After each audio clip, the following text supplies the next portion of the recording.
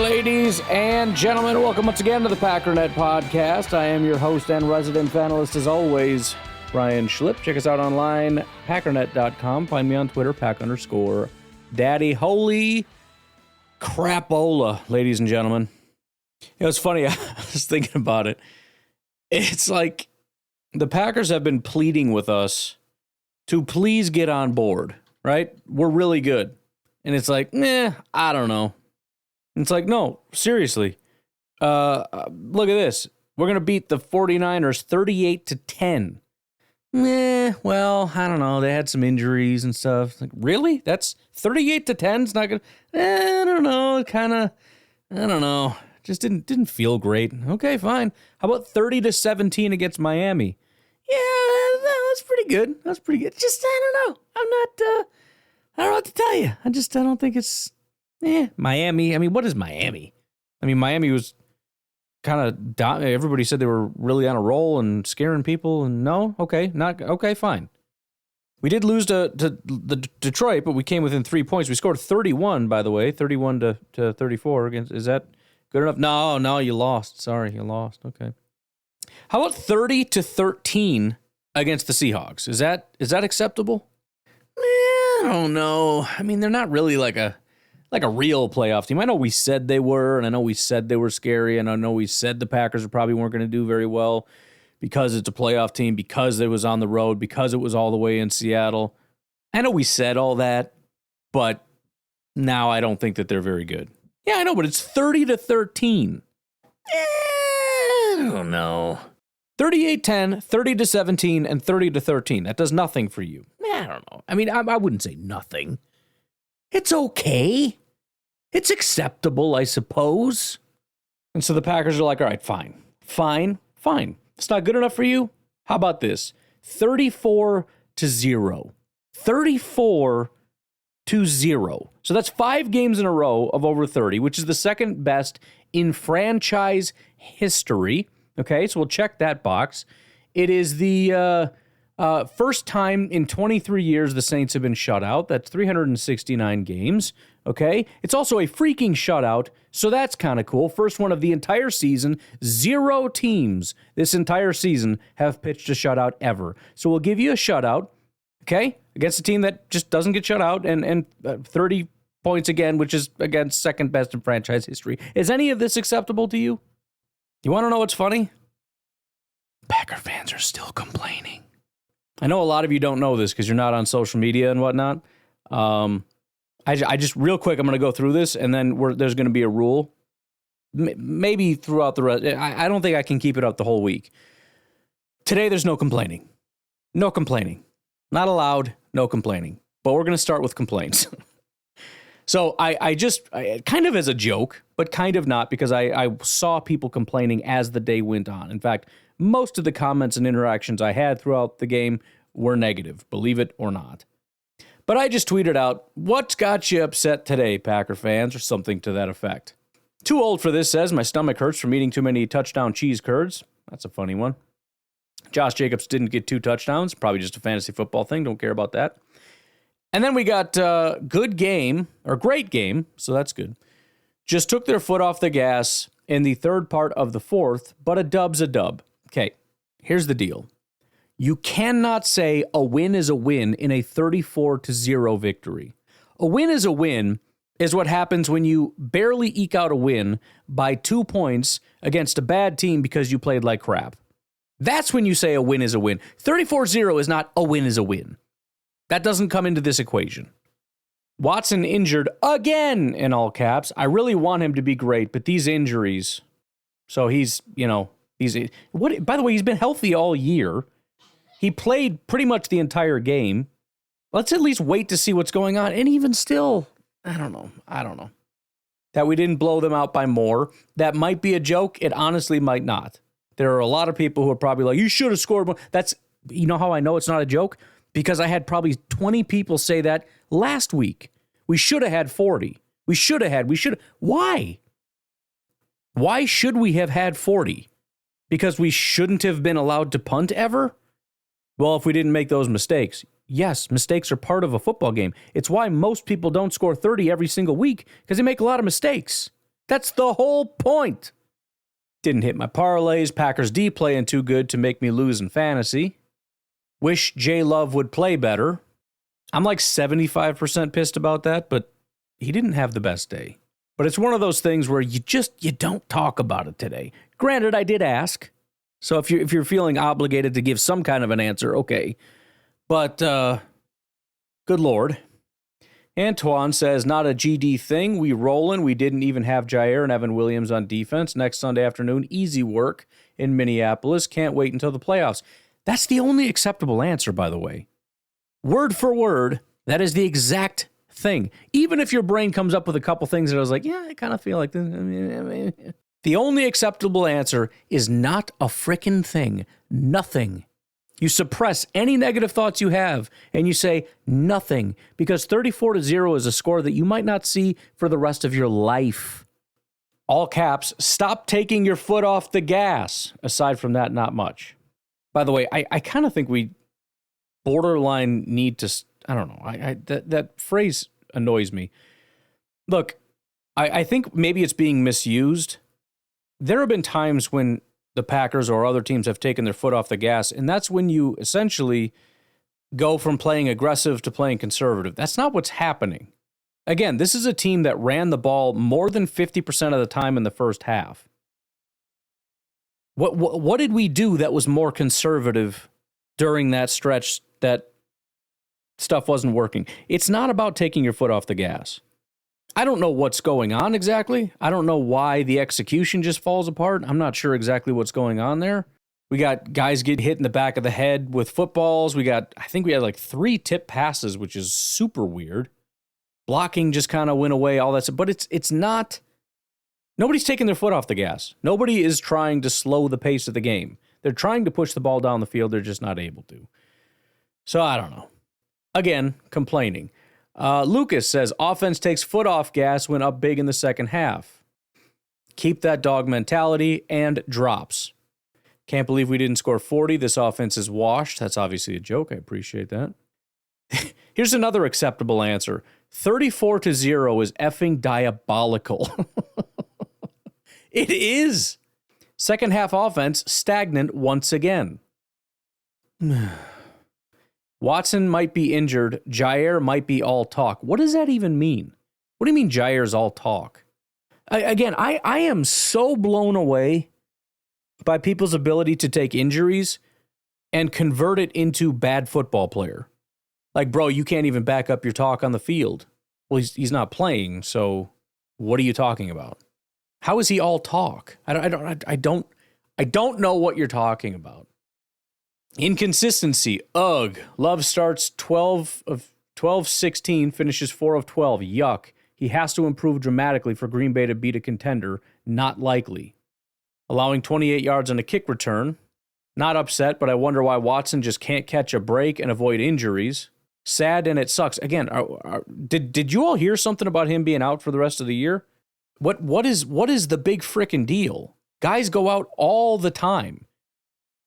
He missed a quarter, and we're acting like, oh, he can't stay healthy.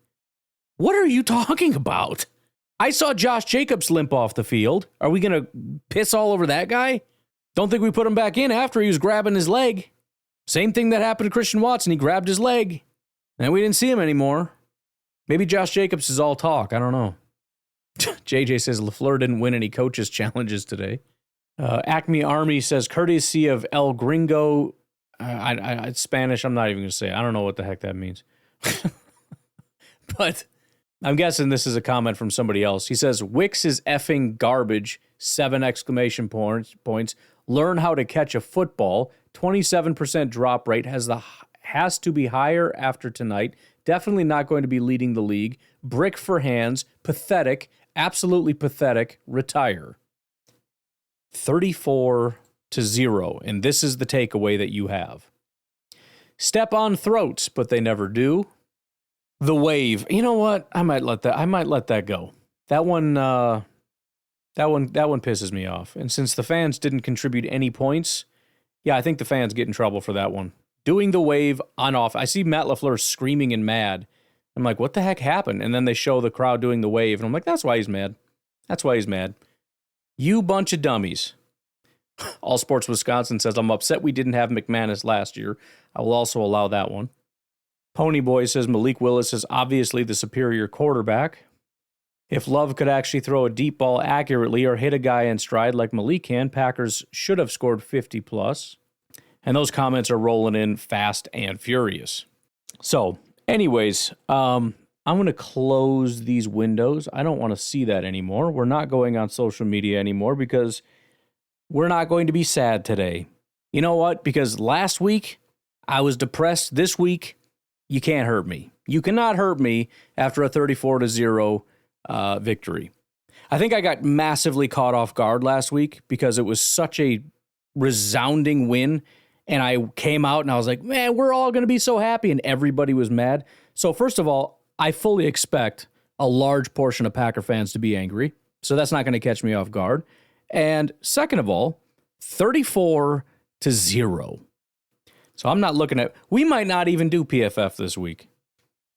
I'm serious. Maybe I'll do it. I'll take the bullet for you and I will just pick out the positives and we'll just leave it at that so that we can highlight this. I don't see a reason to go through and let PFF rain on our parade with bad grades, watching as half our defense had bad grades. Bro, shutout? You shut your stupid, ugly, fat, hair lip mouth. Giving anyone on that defense a bad PFF grade. Such an idiot. I don't want to hear it. I don't want to hear it this week. In the Super Bowl era, that has been done 124 times ever to pitch a shutout and get at least that many points. I know that seems like a lot, but it's absolutely not. That's out of like 30,000 football games, okay? So since 2000, 44. Since 2010, it's happened 16 times. Hilariously, the last time it happened was actually New Orleans scored 34 points to 0 against New England. The Packers, since forever, have only ever accomplished this 9 times. The last time being in 2007. So we're talking about 17 years ago. So this is once every 2 decades. It's actually rated about once every 10 years. If you look at the fact that they've done this 9 times over 90 years. First time was in 1933. So we'll call it a once-in-a-decade kind of a football game. So no, there will be no complaining. What have I been saying this whole time? DVOA and everything else, they're all pointing to the fact that not only is this a very good Packers team, this is a historically good Packers team. And I keep saying, I don't know, something feels wrong. I don't see it. And every week they go out and they put on a performance that says, you know what? That's actually really freaking good. Because the fact of the matter is, as much as everybody can piss and moan about the way that they got the points that they did, anybody that told you that they had a score that was better than 34-0 as their prediction, they're lying. So here's the thing.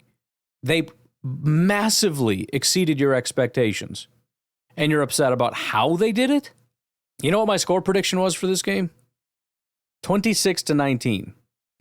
So they scored 8 more points on offense than I had predicted. And the defense allowed 19 less points. Which, by the way, 26-19 is a really solid score. Allowing less than 20 points is pretty solid. Scoring 26 points is a good day at the office. I would have no issue with that, even against a bad team. Oh, they're not very good. I don't give a crap. 26-19 is always a good score. I don't care who you're playing. But once again, everybody gets mad because we dominate real hard through certain portions and then actually have to punt for a period of time. Right? There's multiple series in a row where we have to punt. And for some reason, that's horrible. Whereas if that was spread out, like if we scored and then punted and then scored and scored and then punted and then scored and then punted and then scored or whatever, that would have been perfectly acceptable. Really good game. But because it was like score, punt, punt, punt, score, field goal, punt, field goal, or some whatever nonsense, then it's like, oh, foot off the gas. See that, boys? Foot off the gas. Dang. Team sucks. They're just not ready. They're not ready for the show, man. You know what I mean? Just not ready to compete. As the Vikings beat Seattle by 3, and Detroit scores 34 against Chicago, but allows 17 points for their offense. Philadelphia lost to Washington, giving up 36 points. That, by the way, is supposed to be one of the most dominant defenses in football. They gave up 36 points. But boy, oh boy, Packers took their foot off the gas, you know what I'm saying? Buffalo nearly lost to New England. Tampa Bay, the red-hot playoff team, lost to Dallas. That's the Cooper Rush Dallas Cowboys, if you weren't aware. Kansas City once again narrowly escapes a loss. Arizona Cardinals got beat by Carolina. So I just don't want to hear it. Oh, and LA, super scary LA, 19-9. Yeah, okay. Yeah, I'm terrified. Freaking terrified of the Rams. But what, I'm supposed to sit here and scrutinize a 34-0 victory? Oh, boy. No, I'm not going to do that. I'm feeling great. I'm not going to do that. Why don't we take a break? We'll go through the stats. I cannot wait to look at some of the insights from Next Gen Stats because they've always got some really cool insights. And on a game like this, you got to know. You just got to know there's some gems in there. So we'll take a break. We'll be right back. So Jordan Love was 16 of 28, 182 yards, 1 touchdown, 57% completion rate, 88.7 passer rating, 6.5 yards per attempt. Malik Willis, 1 of 2, 34 yards, 50% completion rate, which, oh, what a terrible quarterback he is. Jeez, 50%. That's just the worst. Josh Jacobs, 13 attempts. I could have swore he ran 700 times. But they allowed the other boys to rumble, and they did a really good job, by the way. But Josh Jacobs I think he had 10 carries, and was it the first quarter, or was it the first half? I don't know, but it was a lot. It was the first quarter, because I remember thinking, are you telling me he's on pace for 40 carries? But 13 attempts only for 69 yards and a touchdown. That's 5.3 yards per attempt. 20 yards was his longest. Very, very good day for him. Emmanuel Wilson had 11 attempts for 52 yards and a touchdown, 4.7 yards per attempt. 17 yards was his longest. Chris Brooks had 6 carries for 23 yards and a touchdown, 3.8 yards per carry. 8 yards was his longest. All 3 running backs I thought were phenomenal.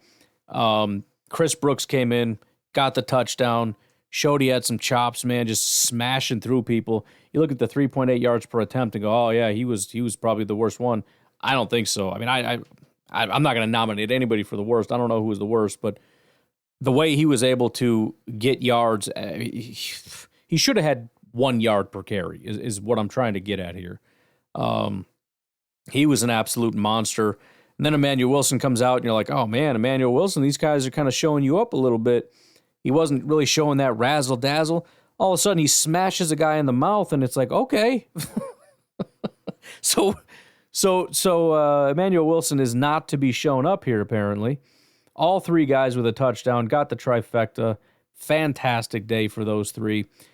But that's not all. We got the wide receivers running the ball, which I know pisses you guys off. It's just the worst thing. We got to stop it. We just got to stop. Christian Watson, 2 carries, 23 yards, 11.5 yards per attempt. Bo Melton, 1 carry for 14 yards.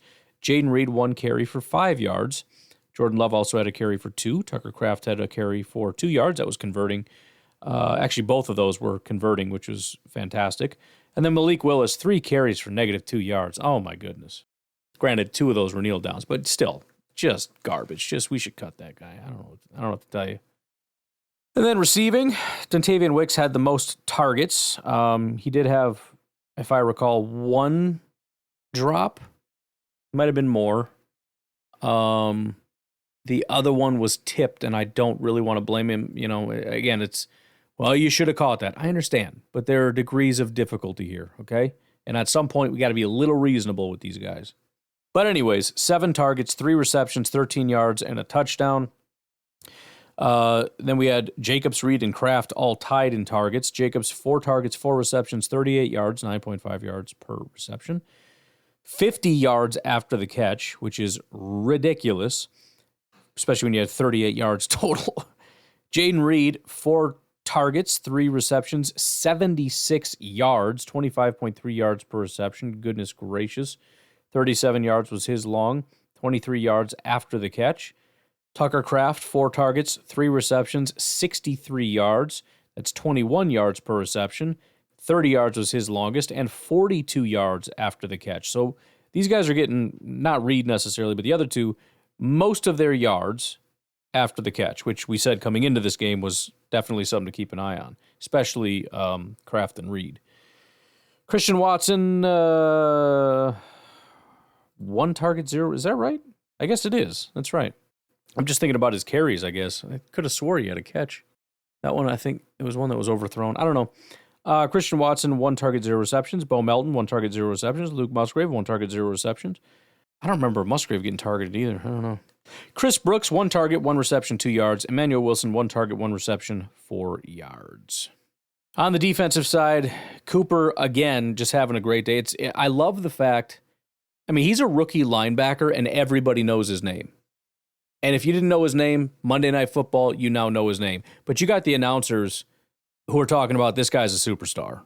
I'm trying to temper my expectations as best as I possibly can with him. And every week, this dude is just making it really difficult for me to do that. And then, he's making plays. You're hearing the Coop chants, which the first time I've heard that. That's becoming a thing, which is fantastic. It's the greatest thing since Coon. And then you got the announcers coming in saying, yeah, the fans know that they got the next superstar linebacker here. And I'm just like, I can't handle this dude. But he was so good. 6 tackles, 2 assists. The next most amount of tackles was 3, so it was very distributed, but Cooper is just all over the field. He had 1 tackle for a loss and 2 special teams tackles. Again, what the heck? Outside of that, Wyatt had a fantastic day. He had 3 tackles, but 2 of them were tackles for a loss. They don't list sacks here, so I believe that's what they're referring to. I did peek at PFF before, and it was something to the effect of he had 8 pass rush attempts, and it was 2 pressures and a sack, or 2. I don't know. It was stupid. Keyshawn Nixon had a forced fumble and a tackle for a loss. Carrington Valentine had a forced fumble. Zane Anderson with a pick. That was just a thing of beauty. Brenton Cox with a tackle for a loss, which I think is a sack. Why do you not list sacks here? I don't understand why you wouldn't do that. Anyways, Brenton Cox has been a phenomenal player. He got that penalty, which was pretty ticky-tack. I understand that they're probably going to call that a lot. In fact, they even reviewed it, kind of, which is weird to me. I'm happy about it, but weird to me, and they decided to let it stand, but whatever. I think it's pretty stupid, but he has just been, let's just be completely honest, he has been a massive upgrade over Preston Smith. It's not even close. So any whining and complaining about Preston Smith, this is one of those moments that I need you to reflect, because far too often we just memory dump this and move on to the next thing and complain. And at no point do we stop and think, well, there was that time with Preston, so maybe this won't be terrible. So I shouldn't just say, how could you do this? Okay, you're assuming that Preston was great and that we're going to get worse without him. Let's not do that and see how it goes first. Because had you done that, you wouldn't be sitting here going, oh, shoot, I'm stupid. I'll flip it over to the PFF stats real quick. First of all, they have Edgerrin at 10 tackles on the day. The sacks, they have 1 for Keyshawn, 1 for Wyatt, 1 for Brenton Cox. A lot of those were 3 guys meeting at the quarterback, so it's, depends how you want to grade that, I guess. And then additional tackles for a loss, Edgerrin, Cooper, Devontae Wyatt. Pass deflections, Zane Anderson with 2, so presumably the interception and then another one on top of it. Zane's going off. Xavier McKinney had 1 and Colby Wooden had 1. That would be a tipped pass. And then Brandon McManus just casually making all of his kicks again. 4 for 4 on extra points, 2 for 2 on field goals, including a 55-yarder that looked like it was the easiest thing he's ever done in his life. I struggle harder getting out of a freaking chair. Team stats, Packers dominated time of possession 37 minutes to 22. Packers ran 69 plays to their 53. 404 yards to their 196, 5.9 yards per play compared to their 3.7. We had one less penalty, 6 compared to their 7, although our penalties were 60 yards compared to their 40, whatever. 4 touchdowns compared to 0, 2 field goals compared to 0. Turnovers, we won 2-0. Completion percentage, we had 56.7, we're 7 of 30, they were 15 of 30. Did I say 7 of their 17 of 30 is what I meant to say? 216 total passing yards to their 129, 7.2 yards per attempt to their 4.3, 12.7 yards per completion to their 8.6. We had 1 passing touchdown, no interceptions. They had no passing touchdowns, 1 interception. They had 3 sacks taken. We had 0.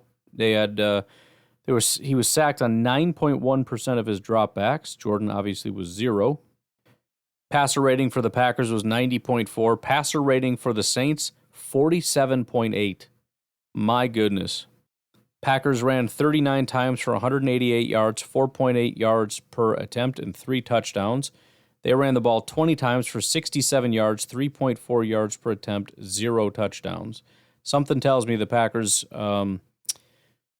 reputation on defense and run defense specifically has not been altered at all. Total first downs, Packers had 24, Saints had 14. Third down conversion rate, Packers were 6 of 13. That obviously dropped. They were dominant to begin with, 46%. The Saints just 36%, 4 of 11. Fourth down, no, Packers were 3 for 3. Packers got pretty aggressive in this game. Again, I think a lot of it is just sort of, you realize this is becoming a test game, so we're just kind of screwing around a little bit.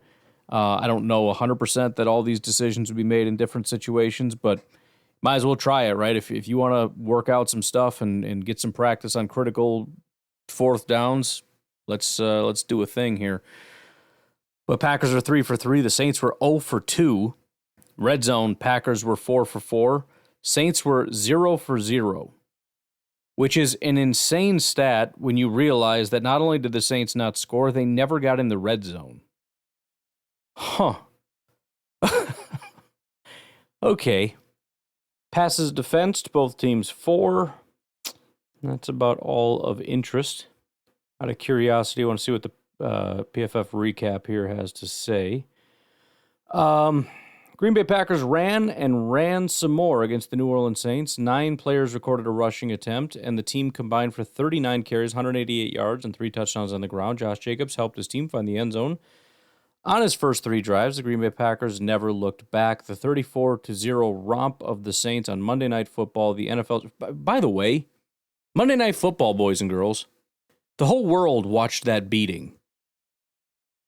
Vikings fans and Lions fans and Bears fans had to watch that. And I'm sure they're going to make all the excuses about everything else as though they would have done anything near that, which they would not have, pretending like that didn't count, as though they haven't been beating up on bad teams all year. The whole world watched the Packers do that. Okay? So you know what they should be having now is they should go back to social media and have to watch insufferable Packers fans shove everything in their face. And instead, they're going on there and watching Packers fans complain. I saw there was so I had said something, and then somebody commented below that, and then somebody below that had commented one of the things that I had told you about it. If Jordan could throw a straight pass, blah, blah, blah. The comment below that said, bait, ? It was a Texans fan. So Texans fans are going online right now, and they're confused about Packers fans. Like, are they joking right now? Anyways, the 34-0 romp of the Saints on Monday Night Football, the NFL's first shutout of the season, officially clinched a playoff spot for the 11-4 Packers. By the way, not that it wasn't a foregone conclusion, but there are so many reasons to be happy about this. 5 games in a row over 30 points. First shutout of the season. Shutout, period. I don't care if there's been 100 shutouts this season. A shutout is amazing. First time the Saints have been shut out in forever. 34-point margin of victory, clinched a playoff spot, did it on a national stage in front of everybody. Like, I don't, boy, oh boy, I don't think they could have done anything more, to be honest. Anyways, their highest graded players, defensive tackle Kalen Saunders for the Saints. Then it's edge rusher Brenton Cox for the Packers. And then safety Zane Anderson for the Packers. Now, these are subject to change and will change. But as of right now, they got Brenton Cox at an 89.5 grade and Zane Anderson at an 86.9 grade. Player of the game. In his first career start, Packers safety Zane Anderson secured his first interception and forced an incompletion on 32 coverage snaps. He didn't allow a single catch and didn't make any negative plays in run defense. The 2021 undrafted free agent played a very clean game. So now we got to start having a conversation about about Zane Anderson. First career start, and he was maybe the best player on our team. All right, let's take our final break. We'll come back, look at some of those insights. I also want to talk about the whole foot off the gas thing one more time, just to kind of make sure that we're very clear on what we're talking about. We'll take a break. We'll be right back. It's amazing. You know, this is what we work for all season. Stop playing with him! Once again! Punch the ticket! Come on, man. Come on. Oh. You scared me. That is the best clip of the day. Actually, hopefully we get the locker room thing here pretty soon. We can play that. I haven't seen that yet, but this is all over the place. If you don't really know what happened, this is a post game. Jordan Love is out there doing his little spiel with Lisa Salters, and Rashawn Gary comes in. He's done this before. This is at least his second time, probably more than that. I know he did it once before, the whole stop playing with him thing. But the way that he came in, and he's so aggressive. Like, this guy is serious all the time. He is just tuned up to 11, 24/7. That's why I love him. But he screams into the microphone, and Lisa Salters, the person interviewing Jordan, about drops to the deck. She looks like she's going to die. She's so scared. You can even hear her say, "You scared me." And, you know, I feel like most normal people, like, you do something like that, and then you see that reaction, you're like, oh, I'm sorry. I was just, you know. He was completely unfazed. Just came in, firing on all cylinders, and walked off. Just getting little dribbles and drabbles here. This one's hilarious, too. Xavier McKinney said in the past he had to scratch and claw for playoff chances with the Giants. And then Keyshawn Nixon, who was close by, yelled, "Well, welcome to the Packers." As in, hey, it's not like that here, dude. We do this all the time. This is no big deal. Louis Riddick coming in with pretty much exactly what I've been saying. You don't see too many 34-0 scores in the NFL. That's not how it's supposed to work. Looking at some of the other notes that have come up, Matt LaFleur said there is some concern with Christian Watson's knee. They are going to run some tests tomorrow before getting any real update on it. He also said they hope they can get safety Evan Williams back for the playoffs. He was injured early in Saturday's practice. By the way, if I may circle back to this Christian Watson thing, I don't know the situation. We'll find out. If they're saying it's his knee, let me tell you something that I shouldn't have to tell you. This is not a card you get to pull on Christian Watson.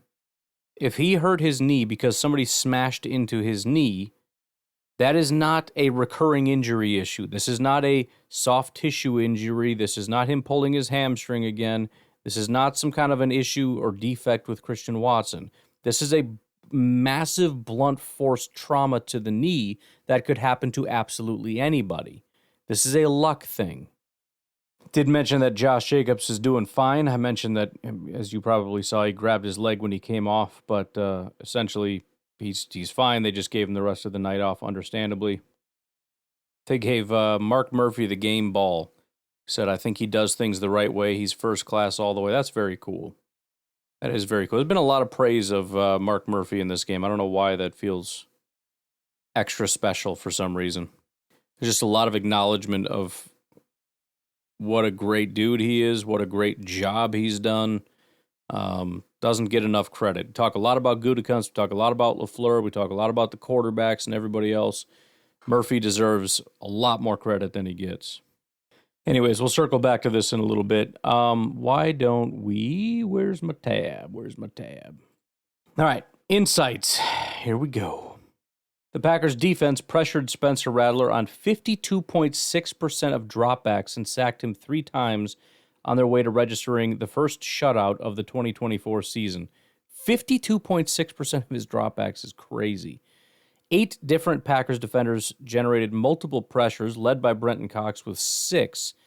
The Packers also held the Saints to 2.6 yards per carry on designed rushes, the second fewest they've allowed in a game this season. They just get better every friggin' week. Jordan Love excelled against the blitz Monday night, completing 9 of 11 passes for 81 yards and a touchdown when facing 5 or more pass rushers. Love finished 7 of 17 for 101 yards when not blitzed. Is that it? Is that really all you're giving me? Well, that's a sad frickin' day. Are you updating this? Give me another one. I want more. Well, whatever. All right, here's what I want to do. Circling back to the whole taking the foot off the gas thing, everybody, we all slowed down. It was horrible. Let's just recall all of the Packers' drives. Can we do that? So the Packers' first drive ended with Jordan Love throwing a touchdown pass to Dontavian Wicks. Then the defense went out and they forced a punt. And then the offense went out and Josh Jacobs ran in for a touchdown. And then the defense went back out and they made him punt. And then the offense went out and then Chris Brooks ran for a touchdown. And then the defense went out and they sacked Spencer Rattler and made him fumble and then recovered the fumble. And then the Packers punted. Oh, my Lord. Oh, no. And then the defense went out and it ended in a failed Hail Mary. Then the Packers had to kick off again. Defense went back out and they forced them to punt again. And then the offense went out there, and then they scored a field goal.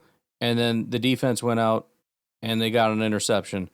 And then the offense went out, and then they punted again. Oh, my Lord. We're up to 2 punts. This is getting bad. Not consecutive, but still, I mean, it's scary. And then the defense went out, and they forced them to punt again. And then the Packers went out, and they scored a field goal again. And then the defense went out, and they got a stop on 4th down. And then the offense went out, and they got a touchdown. And then the defense went out, and they stopped them on 4th down again. And that was the whole game. So in summary, here's how the Packers' drives went. Score, score, score, punt, score, punt, score, score. So when you say take their foot off the gas, are you referring to the 2 non-consecutive punts that happened in this game?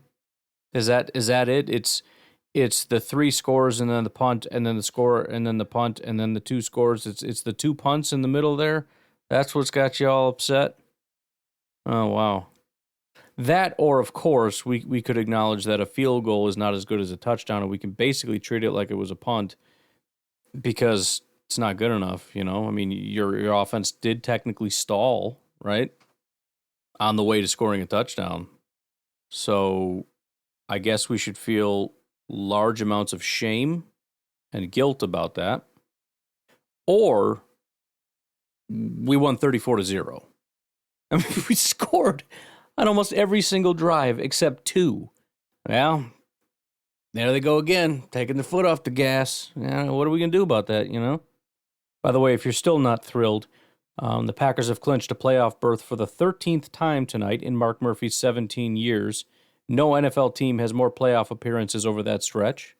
So if you're frustrated as a Packer fan for not being good enough, I don't know. I don't know what your problem is. I don't even know.